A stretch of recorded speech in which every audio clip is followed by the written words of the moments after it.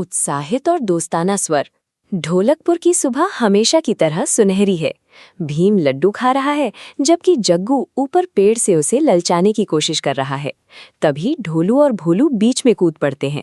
वे अपना जादुई करतब दिखाने के चक्कर में अपनी ही धोती में फंसकर गिर जाते हैं, जिससे वहां मौजूद गांव वाले अपनी हंसी नहीं रोक पाते। अपनी फजीहत से बचने के लिए दोनों भागकर जंगल की गहराई में चले जाते हैं। वहां झाड़ियों के पीछे उन्हें एक कांच की पुरानी बोतल मिलती है, जिसके अंदर एक अजीब सा नीला तरल पदार्थ चमक रहा है। बिना सोचे समझे दोनों उस बोतल को खोलते हैं और सारा रस पी जाते हैं। देखते ही देखते उनके पैर, हाथ और फिर चेहरा धुंधला होकर पूरी तरह हवा में विलीन हो जाता है। अब वहां ढोलू और भोलू की जगह सिर्फ घास पर उभरते कुछ अजीब से दबाव और हवा में तैरती एक हल्की सी नीली चमक रह गई है। खुद को अदृश्य पाकर दोनों की शरारत जाग उठती है। वे चुपकी से जग्गू के हाथ से फल छीन लेते हैं और टुनटुन मौसी की दुकान से लड्डू उठाकर भागने लगते हैं, जिससे पूरा बाजार चकित रह जाता है। जब कालिया के सामने अचानक एक लाठी हवा में नाचने लगती है तो उसकी सिट्टी पिट्टी गुम हो जाती है। वो भूत भूत चिल्लाता हुआ सर पर दौड़ लगा देता है। धीरे धीरे गांव में हड़कंप मचने लगता है। बाजार के सामान अपने आप इधर उधर उड़ रहे हैं और दुकानदार समझ नहीं पा रहे कि उनका माल आखिर जा कहाँ रहा है। जो शुरुआत एक छोटे से मजाक से हुई थी, उसने अब पूरे बाजार में ऐसी हलचल मचा दी है कि हर कोई डर के मारे अपने घरों की खिड़कियां बंद करने लगा है। इसी उथल पुथल के बीच पुलिस की जीप से छोटे सिंघम उतरते हैं। वे अपना चश्मा ठीक करते हुए कहते हैं, डरने की कोई बात नहीं, जब तक सिंघम का पंजा यहाँ है। भीम और सिंघम एक दूसरे को देखते हैं और समझ जाते हैं कि इस मुसीबत का डटकर सामना करना होगा। दोनों मिलकर इस रहस्य को सुलझाने की योजना बनाते हैं।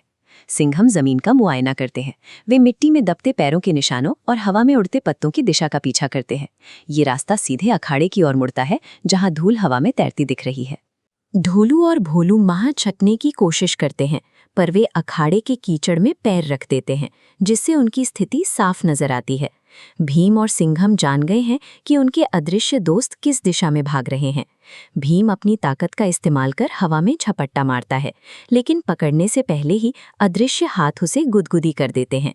भीम हवा में हाथ पैर मारता रह जाता है और तभी उसका पैर केले के छिलके पर पड़ जाता है। वो तेजी से फिसलकर सीधे फूलों की टोकरी में जा गिरता है। छोटे सिंघम अपनी रस्सी निकालकर हवा में घेरा बनाते हैं। वे आहट सुनकर उन्हें एक तंग रास्ते की ओर धकेलने की कोशिश करते हैं। खाली हवा में मुक्के चलाने के बजाय भीम अब सिंघम के इशारे का इंतजार कर रहा है, ताकि उन्हें एक ही झटके में रोका जा सके। जग्गू अचानक याद दिलाता है कि जंगल के उस पार एक प्राचीन कुआं है, जिसके जल में किसी भी बाहरी चमक या जादू को धोने की शक्ति है। सिंघम के कहने पर भीम गर्म लड्डुओं की एक थाली लेकर अखाड़े के पास खड़ा हो जाता है। लड्डुओं की महक हवा में घुलते ही अदृश्य कदमों की आवाज करीब आने लगती है। जग्गू ऊपर पेड़ से इशारा करता है, अब।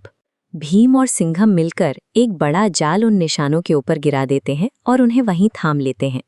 सिंघम जैसे ही कुएं का पानी उन पर छिड़कते हैं, एक तेज चमक उठती है। धीरे धीरे वो नीली आभा गायब होने लगती है और ढोलू भोलू भीगे हुए रूप में सबके सामने खड़े हो जाते हैं। जादुई असर खत्म होते ही दोनों भाई पकड़े जाते हैं और पूरे बाजार में फैला भ्रम एक ही झटके में दूर हो जाता है। ढोलू और भोलू अपने कान पकड़कर अपनी गलती मानते हैं। बाजार में रौनक वापस आ गई है और लोग एक बार फिर निडर होकर बाहर निकलने लगे हैं। कालिया अब भी सहमा हुआ है, लेकिन भीम उसे लड्डू खिलाकर उसका डर भगाता है। टुनटुन मौसी की दुकान पर आज फिर से लड्डुओं की महफिल सजी है। ढोलकपुर का सूरज अब शांति से ढल रहा है, जहां गायब होने वाली इकलौती चीज अब सिर्फ भीम की थाली के लड्डू हैं।